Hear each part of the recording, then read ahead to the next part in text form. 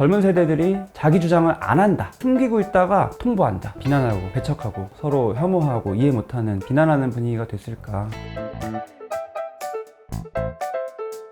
안녕하세요. 정신과 의사 정우열입니다. 오늘의 주제는 MZ세대 어떻게 봐야 할까? 조금 강한 느낌이 들지만 보통은 요즘에 MZ라고 부르는 거는 기성세대 입장에서 부르는 거죠. 사회 초년생일 수도 있고 젊은 세대일 수도 있고 그분들의 심리적인 특성, 기준이 나와 다른 점들을 오히려 좀 비난하고 배척하고 이런 분위기에서 MZ세대를 일컫는 분위기도 있는 것 같은데요. 그것보다는 넓은 관점에서 어떻게 바라보면 좋을지, 어떻게 수용하는 관점에서 이런 부분들을 보면 좋을지에 대해서 말씀을 드리도록 하겠습니다.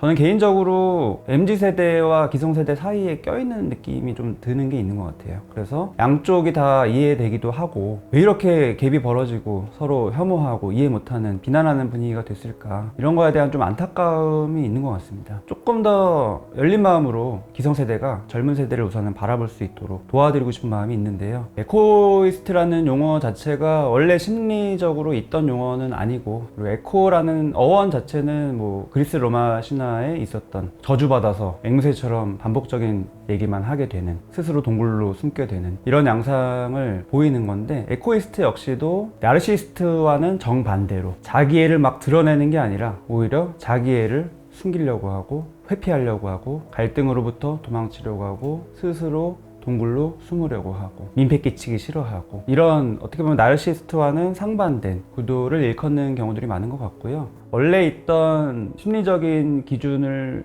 적용해서 일컫는 용어는 제가 봤을 때는 회피성이랑 관련이 많은 것 같아요. 회피성 성격 특성이라고 해서 갈등 자체를 피하고 그럴 수 있는 상황을 좀 피하는 거. 우선은 인간관계일 수도 있고요. 자기 주장을 하게 되는 그런 상황일 수도 있고요. 자기 주장을 안 하려고 하다 보면은 순응하게 되기도 하고, 겉에서 봤었을 때는 이제 그런 모습을 좋게 보는 것도 있지만 착취적인 사람이 봤었을 때는 그런 거를 딱 잡아서 이용할 수도 있고, 그래서 나르시스트에게 먹잇감이 되기 쉽다, 이렇게 또 일컬을 수도 있을 것 같습니다. 근데 뭐 이런 어떤 현상적인 특성을 보고 뭐 왜 그러냐 이러는 것보다는 그 이면에 있는 마음을 잘 이해하는 게 진짜 중요한 것 같아요. 근데 우선 현상적인 특성만 보고 판단하기 쉬운 게, 제가 많이 이제 기성세대 분들에게 듣는 애로사항, 젊은 세대들이 자기 주장을 안 한다, 숨기고 있다가 그냥 갑자기 통보한다. 예를 들면은 어떤 직장을 다니다가 뭐 마음에 안 들 수도 있고 다른 계획이 생겨서 옮길 수 있죠. 근데 아무 얘기 없고 아닌 척 하다가 당일날 안 온다. 그래서 이제 상사 입장에서는 너무 이게 곤란하다, 이런 인사 관리가.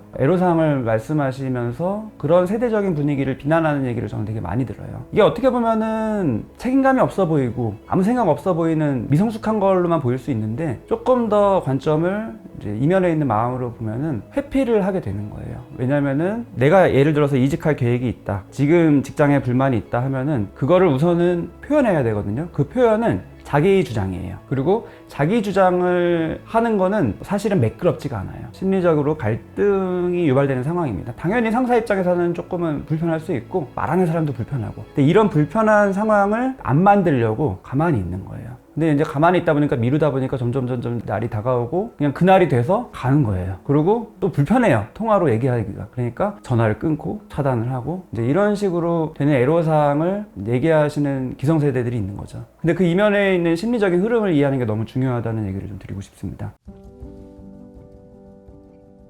회피가 왜 일어날까? 회피는 근본적인 원인이 아니라 결과예요. 심리적으로 어떤 힘든 괴로움을 해결하고자 하는 방어 기제입니다. 그럼 왜 이게 이렇게 강화가 되고 이런 식으로만 될까? 그때 표현하면 되지 않냐, 이렇게 쉽게 말하기에는 당사자 입장에서는 쉽지가 않습니다. 왜냐하면 자기 주장을 하는 게 되게 의식적으로 또는 무의식적으로 불편해요. 그냥 논리적인 주장만 되는 게 아니거든요. 항상 자기 주장을 하기 위해서 동반되는 건 감정이에요. 감정이 서로 상할 수도 있고 그러면 조금 불편할 수도 있고, 이렇게 자기 주장을 하고 좀 감정적으로 좀 화를 내거나 분노를 표현하는 부분의 흐름을 경험하는 거가 괴로운 분들이 많습니다. 그럼 왜 그럴까? 그것도 역시 이유가 있어요. 그냥 뭐 연약하고 멘탈이 강하지 않고 소심하고 뭐 그래서 그러는 단순한 게 아니라 다 이유가 있습니다. 거대한 흐름이 있어요. 근데 그게 만약에 젊은 분들의 특징이라고 기성세대들이 많이 여긴다면은 그게 참 아이러니하게도 기성세대의 원인 제공 측면도 있습니다. 이런 심리적인 특성은 다 옛날로 거슬러 올라가고 성장 과정과 관련이 많아요. 근데 성장 과정에서 특히 회피성이 강화되는 프로세스가 있는데 아이는 자라면서 당연히 자기 주장을 하고 싶고요. 자기의 욕구가 생기고 독립적인 인격이 점점 커가는 게 자연스러워요. 그리고 그거를 표현해야 돼요. 우선은 제 가까운 부모한테 마음껏 표현할 수 있어야 돼요. 자기 주장도 해야 되고 또 주장을 하다 보면은 감정적으로 내가 원하지 않는 거를 요구받았을 때 내 주장을 하기 위해서는 좀 화가 날 수도 있고 화를 낼 수도 있고 부모 입장에서는 그거를 그대로 마음은 수용하고 행동만 조절해주고 이게 바람직한 양육의 대원칙인데 쉽지가 않아요. 굉장히 고생스럽거든요. 그래서 우선은 다 억압합니다. 그냥 찍어 누르는 식의 강압적인 것만 억압이 아니에요. 제일 많이 하게 되는 거는 강압적인 억압은 아니고 은근슬쩍 그 행동을 안 하게끔 유도하는 겁니다. 제일 이제 쉽게 통하는 거는 근본적인 본능적인 감정 중에서 괴로움을 유발하는 감정을 이용하는 건데 아이들이 또 사람은 마찬가지로 제일 많이 고통스러워하는 감정 공포심, 불안함, 두려움 이런 쪽 하나와 수치심이에요. 공포심은 내가 혼자 되는 느낌, 나의 보호자로부터 버림받는 느낌으로부터 많이 작용을 하고요. 수치심은 나를 있는 그대로 존중받지 못하는, 수용받지 못하는 경험을 할 때 왠지 나는 좀 보잘것없고 부끄럽고 이런 느낌이 자꾸 생겨요. 근데 부모 입장에서 이 두 가지를 다 이용하게 됩니다. 흔한 예로 아빠한테 혼나 이런 얘기도 많이 하고 친구들이 싫어해 이런 식으로 또 겁을 주는 거죠. 자기가 혼자 되는 거를 겁주는 식으로 행동을 교정하게 되고 반대로 수치심도 많이 유발해요. 너 그런 행동하는 거 되게 이상한 거야 이런 메시지를 은연중에 자꾸 주고 다른 애들은 안 그래 비교도 하고 이런 식의 미묘한 접근들이 아이들한테는 내가 수치스럽구나. 내가 뭔가 내 감정 표현을 하거나 내 주장을 하려고 하니까 그런 순간에 이런 반응을 통해서 내 안에서 경험되는 거는 굉장히 뭔가 부끄럽고 나는 보잘것없고 이런 감정이 경험되는구나. 이게 되게 괴로운 느낌이거든요. 그래서 이거를 방지하고자 그 원인 되는 행동을 안 하게 돼요. 자기 주장도 점점 안 하게 되고 자기 있는 그대로의 감정, 화 같은 것도 표현을 안 하게 되고 진짜 성인이 돼서는 자기 주장이 꼭 필요해요. 일을 하기 위해서도 자기 주장이 필요하고 또 감정적인 소통도 인간관계에서 필요하고 근데 이 모든 것들이 회피적으로 안 하게끔 프로세스가 딱 돼 있으니까 문제가 이제 여기서 나오는 거예요. 이분들 입장에서는 안에서부터 분명히 감정은 있는데 오랫동안 내가 가져온 패턴이 그러는 게 허용되지 않은 패턴이 많았어서 그거를 겉에 있는 행동만 보고 왜 이렇게 회피적이냐 무책임하냐 이렇게 비난하는 거는 별로 의미가 없는 것 같아요. 오히려 그 근본적인 거를 이해하고 그런 거를 도와줘야죠. 자기 주장을 할 수 있는 자기 감정 표현을 할 수 있는 분위기를 만들고 근데 참 아이러니하게도 윗세대 입장에서는 지금의 세대들이 한편으로는 자기 주장 안 한다고 또 그런 쪽에서는 생각되지만 또 한편으로는 너무 자기 주장한다고 또 생각도 돼요. 왜냐면 내가 경험한 시대와는 너무 달라서 내가 경험한 시대는 상사가 하라 그러면 아무 그 말 없이 했고 딴 생각 자체를 안 했고 그냥 순응적이었으니까 근데 지금 세대는 자라는 환경도 다르고 지금 시대적인 흐름도 다르고 나라는 존재감이 중요하다는 거는 아는데 내가 경험되지는 못한 것 같고 나의 존재감을 표현하자니 불편하고 이런 지금 사이에 낀 과도기 느낌이 있어요. 그래서 이거를 조금 더 좀 자연스럽게 표현하게끔 그게 이상한 게 아니다. 자기 주장하거나 감정을 소통하는 게 갈등 자체가 이상한 게 아니다. 갈등이 있을 수도 있고 그거를 소통해 가는 게 사회생활이고 직장이고 그게 문제가 아니라 그렇게 해서 오히려 발전할 수 있고 이런 개념들을 경험하면 점점 개선이 되는 거거든요. 그래서 사회적인 분위기가 이런 거를 좀 서로 경험할 수 있게 안에 있는 것들을 조금 오픈했었을 때 자연스럽게 어색하지 않게 해주는 게 중요한데 흔히 젊은 분들은 회피하는 제일 중요한 이유 중에 하나가 내가 익숙하지 않고 불편하지만 그래 도전해서 딱 해봤더니 보복 내가 뭔가 자기 주장했더니 분위기가 이상해졌어. 다음날 오히려 나한테 더 피해가 되는 것 같아. 이런 식을 경험하면서 더 강화가 되는 게 되게 많아요. 이제 개인의 부분으로 어떤 세대의 부분으로 보기보다는 전체적인 사회 분위기가 수용하는 겉에 있는 행동이 아니라 이면을 수용하는 분위기로 만들어가는 게 되게 중요한 것 같다는 생각을 저는 많이 하고요. 분명히 자기 정체성, 자기 존재감을 인식하고 표현하고 싶은 건 굉장히 중요한 장점이고 잠재력이거든요. 잘 끌어올리려면 이런 분위기를 좀 개선해야 되는 거예요. 이런 이면에 있는 심리 흐름을 이해하고 이런 걸 수용해주고 받아주는 분위기를 만드는 게 좋지 않을까 하는 생각이 들어서 오늘 이런 회피성이 겉에 보이는 게 다가 아니다. 그 이면에는 이유들이 있다. 이런 얘기를 좀 드렸습니다.